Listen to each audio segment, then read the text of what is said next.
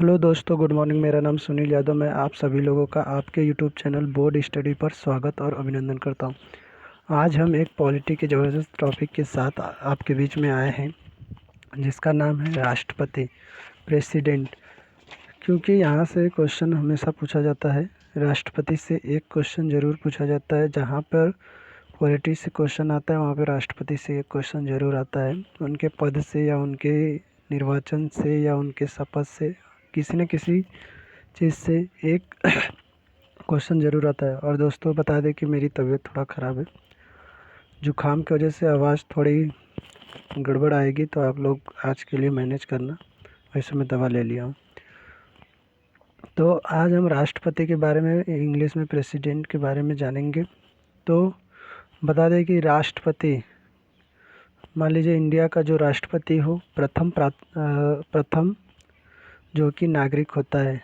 किसी भी देश का जो राष्ट्रपति होता है वो उस देश का प्रथम नागरिक होता है। तो इस समय हमारे प्रेजेंट में जो राष्ट्रपति जी हैं वो द्रौपदी मुर्मू जी हैं। आप लोगों का एक होमवर्क का काम है कि आप लोग उनके वर्ग को बताइएगा कमेंट करके, और वो किस स्टेट से बिलोंग करती हैं ये बताइएगा, ठीक है। तो आइए पढ़ते हैं। तो राष्ट्रपति जो हमने पढ़ा, उसका संविधान जो है, संविधान में उसका एक चर्चा किया गया है। और इसका अनुच्छेद होता है अनुच्छेद 52 से लेके 62 तक। और भी इसमें अनुच्छेद हैं इनके से संबंधित, जैसे इनकी शक्तियों के बारे में है, इनके पास वीटो पावर होता है, ये सब इनके पास होता है। एक एक करके हम पढ़ेंगे, ठीक है। तो आज हम वीडियो को स्टार्ट करने से पहले आप लोग वीडियो को लाइक, शेयर, और चैनल पर नए हैं तो चैनल को सब्सक्राइब ज़रूर करें, ठीक है। तो आइए, राष्ट्रपति से संबंधित अनुच्छेद। भारत में अनुच्छेद 52 में भारत का एक राष्ट्रपति होगा, ऐसा कहा गया है। तो अनुच्छेद 52 क्या कहता है कि राष्ट्रपति होना, राष्ट्रपति का पद। और 53 में संघ की समस्त कार्यपालिकीय शक्ति राष्ट्रपति में निहित होता है, ठीक है। 53 हो गया अनुच्छेद 53। 54 में क्या है कि राष्ट्रपति का निर्वाचन, जो राष्ट्रपति चुना जाता है उसका निर्वाचन, कैसे निर्वाचन होता है, निर्वाचन मंडल, एक निर्वाचन मंडल के द्वारा। अगला है 55, राष्ट्रपति के निर्वाचन की रीति, किस नियम के अनुसार, किस रीति के अनुसार इसका निर्वाचन होता है, आर्टिकल 55 में। आर्टिकल 56, राष्ट्रपति के पदावधि, राष्ट्रपति का पदावधि कितना होता है। जिस दिन शपथ लेता है उससे 5 वर्ष तक, अगर उसकी मृत्यु न होती है या पद छोड़ता नहीं है या महाभियोग न लगता है तो वो पूरा 5 साल का ड्यूटी, 5 साल का पदावधि उसका होता है, ठीक है, आर्टिकल 56 में। अगला है, ये ब्लैंक हो गया है। अगला है अनुच्छेद 57, राष्ट्रपति के पद के लिए किसी व्यक्ति को पुनः निर्वाचन की पात्रता। अगर कोई व्यक्ति राष्ट्रपति वर्तमान में है और राष्ट्रपति के चुनाव का टाइम आ गया है, तो जो वर्तमान में राष्ट्रपति है उससे भी अगला राष्ट्रपति चुना जा सकता है, लेकिन उसकी पात्रता होनी चाहिए। जो अर्हता होती है उससे वो फुलफ़िल करेगा तो उसे फिर से चुना जा सकता है। ये बात अनुच्छेद 57 में कही गई है। अनुच्छेद 58 में राष्ट्रपति के निर्वाचित होने के लिए अर्हताएँ, जैसे राष्ट्रपति बनने के लिए क्या क्या अर्हताएँ होती हैं, ये 58 में है।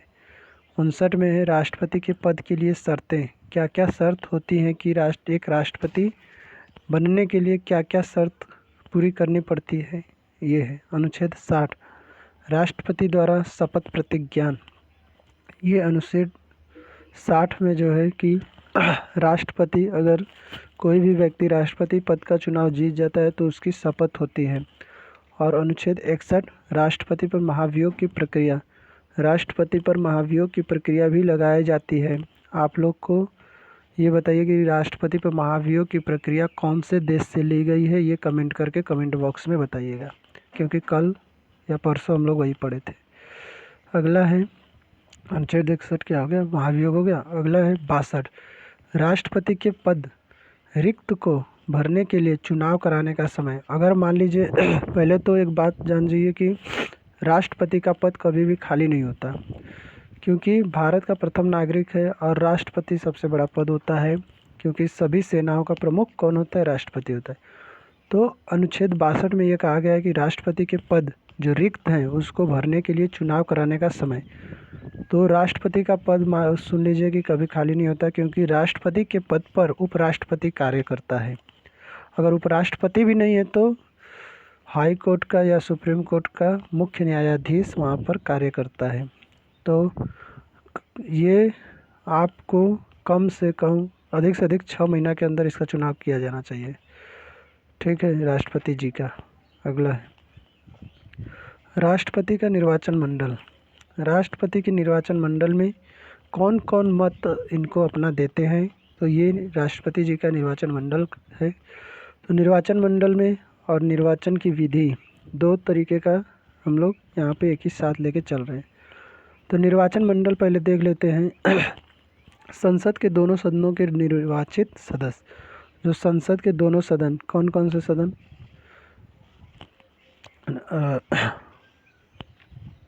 उच्च सदन और निम्न सदन, जिसे कहते हैं लोकसभा और राज्यसभा। दोनों सदनों के निर्वाचित सदस्य होंगे।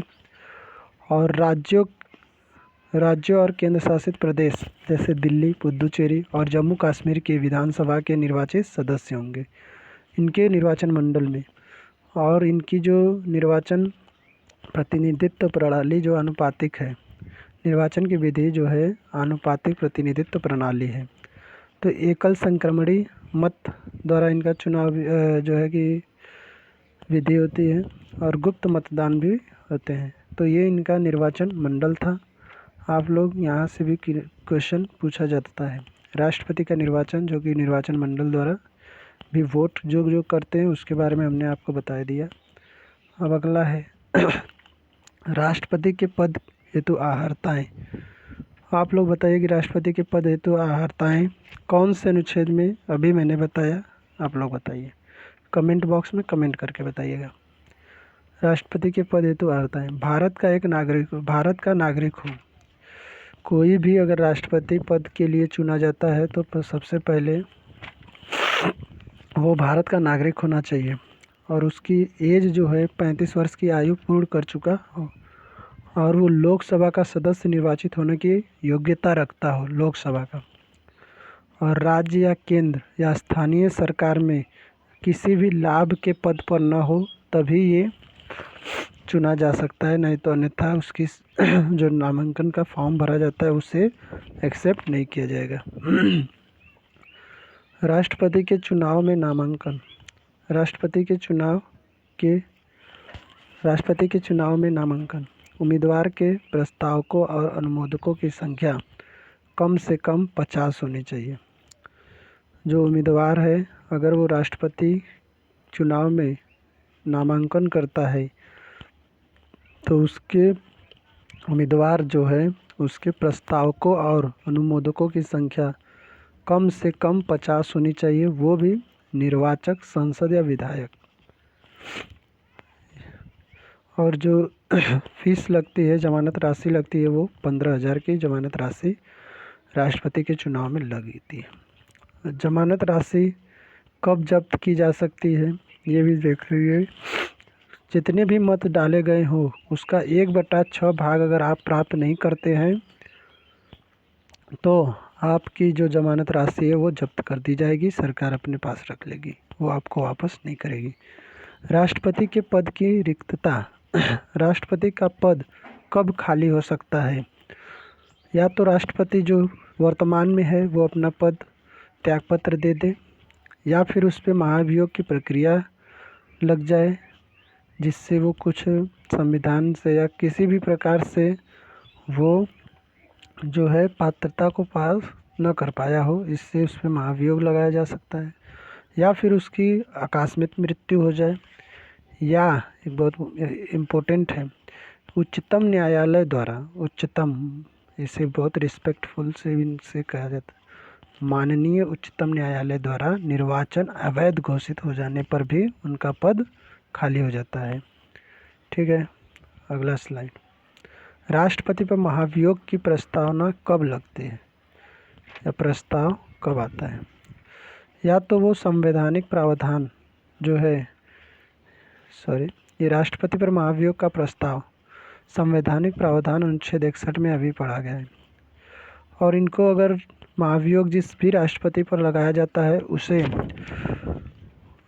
लगाने से 14 दिन पहले ही उन्हें बता दिया जाता है कि आप इस तरीके से आप अयोग्य हो साबित हुए हैं, तो आप पे महाभियोग लगाया जाएगा। 14 दिन पहले उनको बता दिया जाता है, क्योंकि किसी भी राष्ट्रपति जो राष्ट्रपति के पद पर होते हैं उनको कभी भी पनिशमेंट नहीं दिया जाता है। जब भी दिया जाता है तो राष्ट्रपति का पद त्याग देने के बाद ही उन्हें नॉर्मल व्यक्ति की तरह पनिशमेंट दिया जाता है, क्योंकि वो पद जो राष्ट्रपति का बहुत बड़ा पद है, उस पर कोई रहते हुए किसी को पनिशमेंट नहीं दिया जा सकता।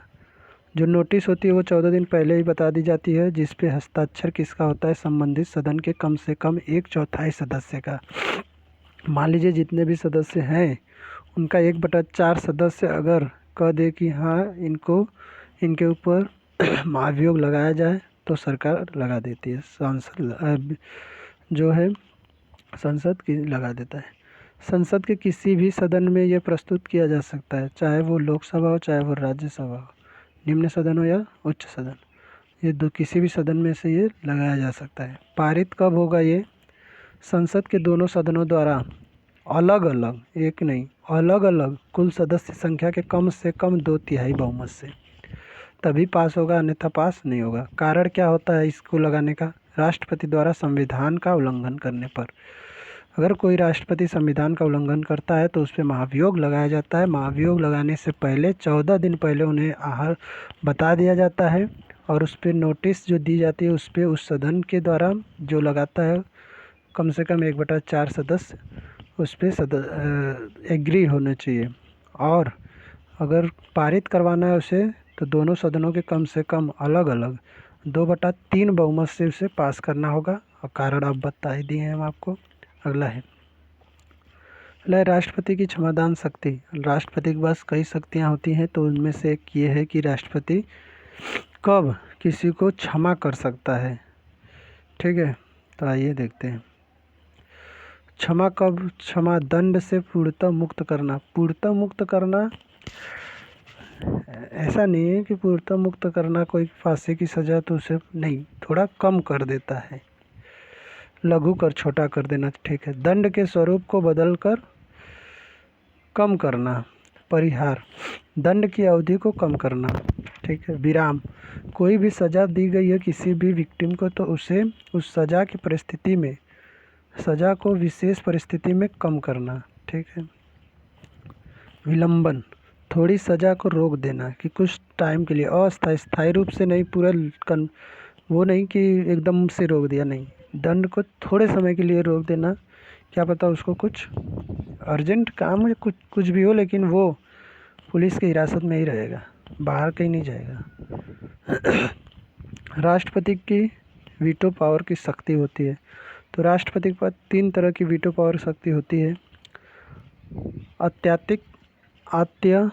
आत्यातिक वीटो, विधेयक पर अपनी राय सुरक्षित रखना, ये आत्यातिक वीटो है।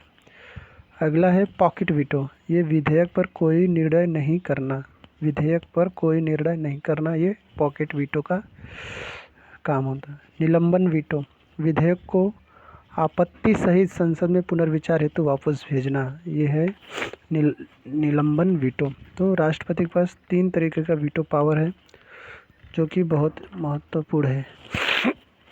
थोड़े तबीयत ख़राब होने की वजह से जल्दी में पढ़ा दिया, बड़ा विस्तार में नहीं पढ़ाया, लेकिन आप लोग इससे पढ़ के जितने भी चीज़ इसमें दिए गए हैं इस फैक्ट को आप लोग पढ़िएगा, ज़रूर क्वेश्चन यहाँ से पूछा जाता है।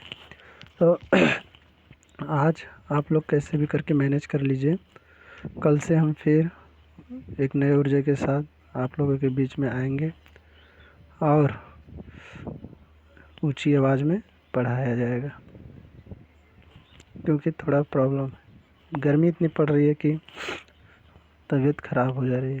ठीक है, तो आज आप लोग देख लीजिएगा, कोई गलत तो नहीं होगा, लेकिन जल्दी में कुछ छूट गया होगा तो आप लोग उसे ज़रूर अपने नोट्स में या फिर अपने से गूगल सर्च करके कहीं ना कहीं से आप लोग पढ़ लीजिएगा, एक चीज़ मेरे अकॉर्डिंग छूटी है राष्ट्रपति के समझ से, जो कि राष्ट्रपति की शक्तियाँ होती हैं कार्यकारी शक्ति, न्यायिक शक्ति, आकस्मिक शक्ति और विधायिक शक्ति। ये इनसे अनुच्छेद, जो इनसे संबंधित अनुच्छेद पूछा जाता है वो मेरे से छूट गया है। तो आप लोग ज़रूर इसे अगर पढ़िएगा तो पढ़ लीजिएगा, नहीं तो कमेंट करके हमें बता दीजिएगा। हम नेक्स्ट वीडियो में पहले उसको करा के फिर अगला टॉपिक स्टार्ट करेंगे, ठीक है। तो आज के लिए बस इतना ही। धन्यवाद। आप लोग वीडियो को देखें, वीडियो को लाइक करें, चैनल को सब्सक्राइब करें और कमेंट अपना दिया करें हमें नए नए वीडियो या अपने आप से टॉपिक जो चाहिए आप वो हमें बता सकते हैं, जिस पे हम टॉपिक पे वीडियो लाएंगे। अगर वीडियो पसंद आए तो वीडियो को लाइक शेयर, चैनल को सब्सक्राइब करें। थैंक यू, धन्यवाद।